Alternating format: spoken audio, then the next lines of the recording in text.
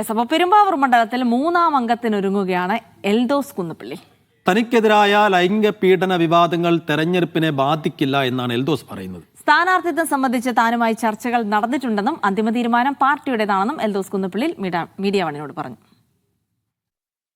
എറണാകുളം ജില്ലയിലെ ഏറ്റവും പ്രധാനപ്പെട്ട ഒരു മണ്ഡലമാണ് പെരുമ്പാവൂർ. എന്നോടൊപ്പം ഉള്ളത് പെരുമ്പാവൂർ MLA ആയ എൽദോസ് പി കുന്നപ്പള്ളിയാണ്.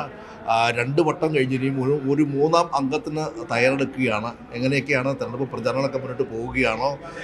ഈ തവണയും എൽദോസ് പി കുന്നപ്പള്ളി തന്നെയാണോ ഇവിടെ UDF സ്ഥാനാർത്ഥി ആരാണ് എന്ന് തീരുമാനിക്കേണ്ടത് കോൺഗ്രസ് പാർട്ടിയാണ്. തീർച്ചയായും കഴിഞ്ഞ 10 വർഷക്കാലം ഇവിടെ ഒരുപാട് വികസനങ്ങൾ കൊണ്ടുവന്നിട്ടുണ്ട്. ഇപ്പോൾ കഴിഞ്ഞ 10 വർഷം കൊണ്ട് 2000 കോടി രൂപയുടെ വികസന പദ്ധതികളാണ് പെരുമ്പാവൂരിൽ നടന്നുകൊണ്ടിരിക്കുന്നത്. എന്തെല്ലാം കാര്യങ്ങൾ എൻ്റെ കഴിവിൻ്റെ പരമാവധി പരിശ്രമിച്ച് ചെയ്യാൻ കഴിഞ്ഞിട്ടുണ്ട്.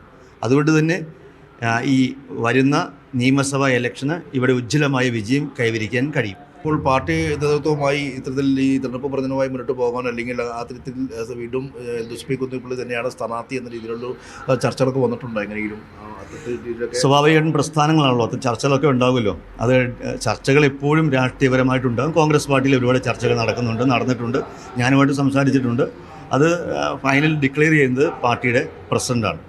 നിരവധി പേരുകൾ ഇപ്പോൾ മനോജ് മൂത്തറിൻ്റെ പേര് ഉയർന്നു, KPCC വൈസ് പ്രസിഡൻ്റായ ജെയ്സൺ ജോസഫിൻ്റെ പേര് ഉയർന്നു നിൽക്കുന്നു. അങ്ങനെ പെരുമ്പാവൂരും മറ്റു പല പേരുകളും ഉയർന്നു നിൽക്കുന്നുണ്ട്. ആ ഒരു പശ്ചാത്തലം കൂടെ ഉള്ളതാണ് ചോദിച്ചത്.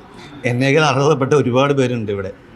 ഞാൻ ദൈവാനുഗ്രഹമുണ്ട് 2 വർഷം വട്ടമായി എന്നുള്ളതുള്ളൂ. അതുകൊണ്ട് എന്നെ സംബന്ധിച്ചിടത്തോളം പാർട്ടി പറയുന്നതാണ് ഏറ്റവും വലിയ കാര്യം. ഈ 2ാം ടൈമിലേക്ക് വരുമ്പോൾ ചില വിവാദങ്ങൾ, ചില ലൈംഗിക പീഡന പരാതികൾ ഉൾപ്പെടെ ചില വിവാദങ്ങളൊക്കെ എൽദോസ് പി കുന്നപ്പള്ളിയുടെ പേരിലുണ്ടാവുകയും ചെയ്യുന്ന പശ്ചാത്തലമുണ്ടായി. അതൊക്കെ ഒരു ഈ തെരഞ്ഞെടുപ്പ് പ്രചരണ സമയത്ത് ഇനിയുള്ള സമയങ്ങളിലൊക്കെ ഒരു തിരിച്ചടിയാകുമോ എന്നുള്ളൊരു ഭയമുണ്ടോ?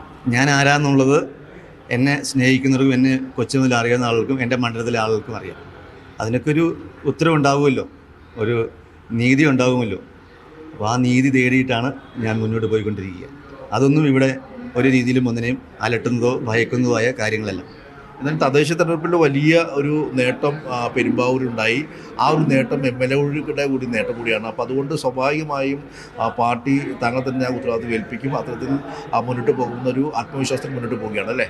അതെ, ജനങ്ങളിലാണ് എൻ്റെ വിശ്വാസം. നല്ല വിശ്വാസവുമുണ്ട്. അപ്പോൾ അതുകൊണ്ട് തീർച്ചയായും ജനങ്ങളൊപ്പമുണ്ട്, ഞാൻ ജനങ്ങളുടെ കൂടെയുണ്ട് എന്നുള്ളത് ഇവിടെ എല്ലാവർക്കും അറിയാവുന്ന കാര്യം തന്നെയാണ്.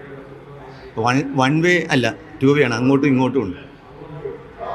എന്തായാലും ഒരു 3ാം അംഗത്തിന് തന്നെ എൽദോസ് പി കുന്നപ്പള്ളി തയ്യാറായി കഴിഞ്ഞു എന്ന് നമുക്ക് പറയാം. ക്യാമറമാൻ സച്ചിനൊപ്പം സിബി ജോസഫ്, മീഡിയ 1, കൊച്ചി.